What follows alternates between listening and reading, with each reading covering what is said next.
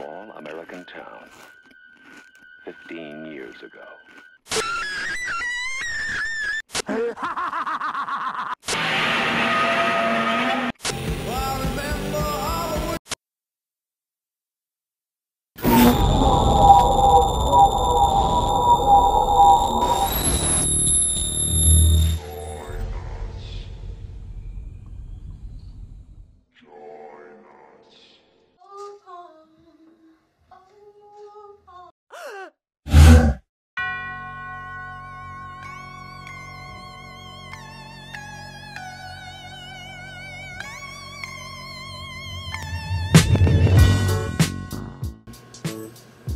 Hello and welcome to the 2015 Halloween Hell Show, hosted by yours truly, Will Bill from VeggieMacabre.com.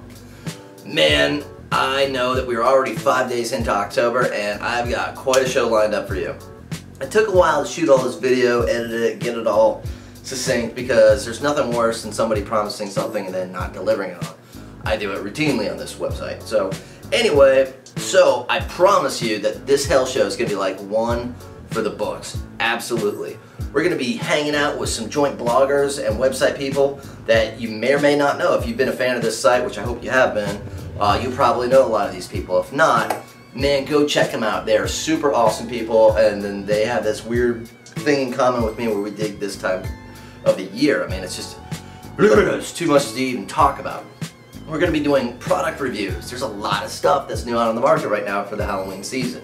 I know that we got another 25 days before we even think about putting on costumes and running around like crazy people, but still, you got to get your hands on a lot of this stuff because there are some new awesome things. Now, if you're fans of like the Sexy Armpit, Dinosaur Dracula and things, you probably are a heads up, but who knows? I mean, everybody has an opinion, just like an asshole. So anyway, and even more, this year's going to be a little bit different with the Hell Show because I have coordinated my work schedule with my blogging schedule, and we're able to travel to a bunch of very cool places. Some of these places include New York and New Jersey. Everybody was surprisingly very, very nice. San Francisco. It's a rice-a-roni treat. Atlanta, Georgia. The only place it takes 4 hours to get 2 miles.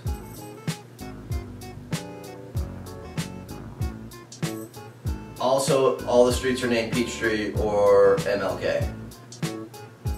Boston. Super embarrassed because I forgot that lobster rolls come with mayonnaise, and I hate mayonnaise. Salem, Massachusetts. Holy shit. Key West, Florida. What the hell happened there? Mobile, Alabama. Don't let the name Alabama fool you. This place is awesome. New Orleans. Holy shit. North Carolina. Something happens around here every so often and I have to share it with you. But not very often. And Savannah, Georgia, where we will be talking about the Sorrel-Weed House in the first episode of the Halloween Hell Show 2015. I get to sit down with an awesome girl who does tours through the Sorrel-Weed House and has had a lot of experiences, which makes me feel a little bit better because I ran screaming out of that place like a little girl 2 years ago when I was with Paranormal State doing an investigation. If you're not familiar with Paranormal State, it was a TV show that was on A&E a number of years ago, and they invited me down to do an investigation of sorts. And while I wasn't fully into it, I didn't really believe it at the time, I found myself in a precarious situation sitting on a couch all alone in the house where something had actually ran past me, sat down next to me and touched me, and it sent me fleeing and scurrying. And I get to recount that experience with her sitting on the exact same couch. And it turns out I'm not the only one who has had that happen to him. So, welcome to the 2015 Halloween show. And here we are in Savannah, Georgia at the Sorrel-Weed House. You don't know how many takes it's taken to do that. Hey guys, this is Will with VeggieMacabre.com. I'm coming to you live. Around the corner is the Sorrel-Weed House. If you guys remember from last time that I was with the ghost show Paranormal State, and we stayed an entire night at the Sorrel-Weed House, which ended up being a little bit more intense than I wanted it to be, or would ever imagine it to be. Well, we're coming back, and I'm revisiting the place that actually changed my entire perspective on what paranormal, ethereal plane type stuff is. So, we'll see.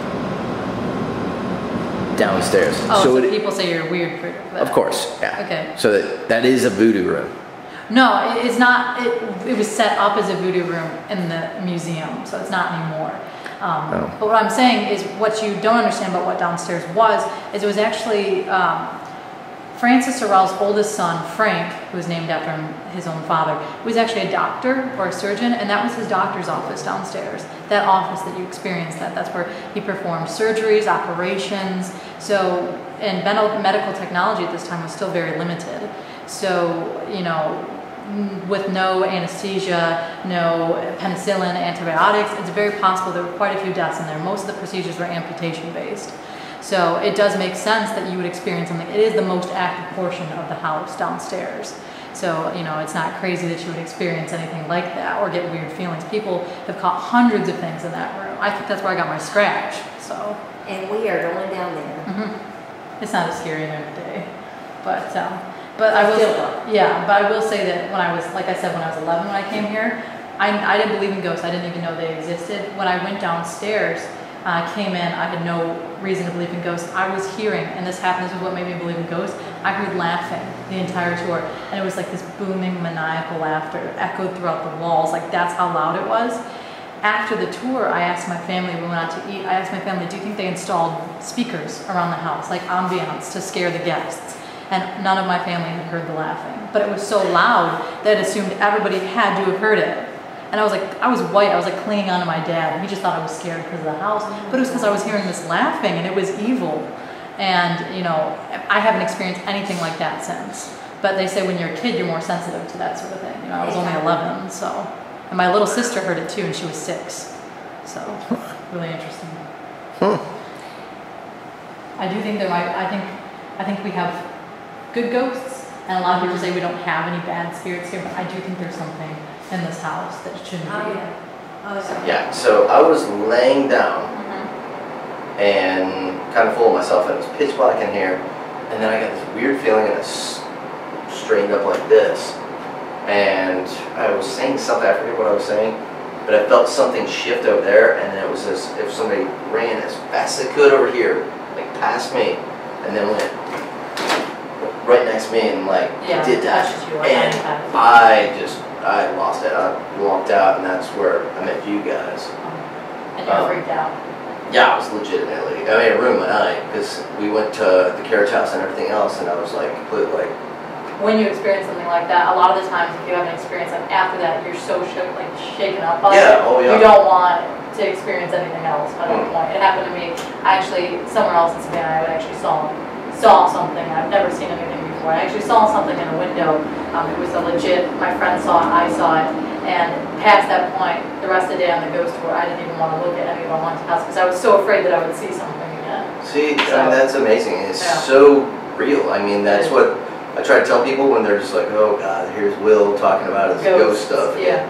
I'm like, no, there's something more to this. Yeah. So it's pretty amazing that, you know, you experience that as well as other people. Yeah, I mean, working in a place like this, because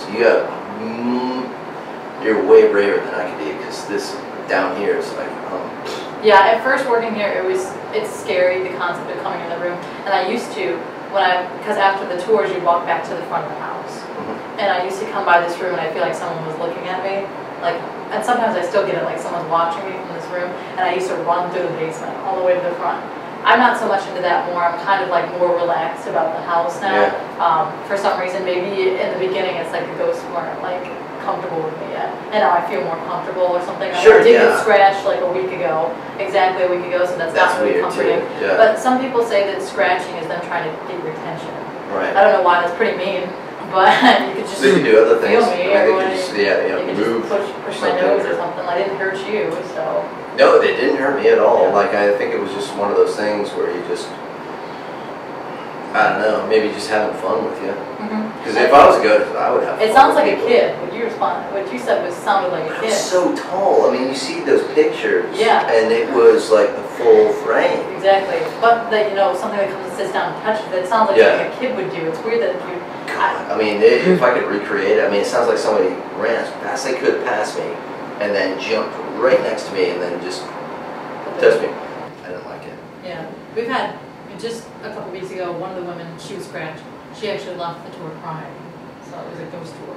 See, that's So crazy. stuff like that happens all the time. And I've had a psychic on my tour before who walked in this room before I even said anything. She said someone's died in this room. Really interesting things. I've had ghost paranormal teams come in from Atlanta, and I actually walked them through like I did to you, but they actually had like legit equipment, like, I mean, talking about like the stuff you only see on shows I could never afford and Sure, like yeah, that. yeah. And it was really great to watch them do it and to actually get contact, because it was one, I don't know the name of it, but it's the one that actually you ask and it actually takes time to light up. It's not like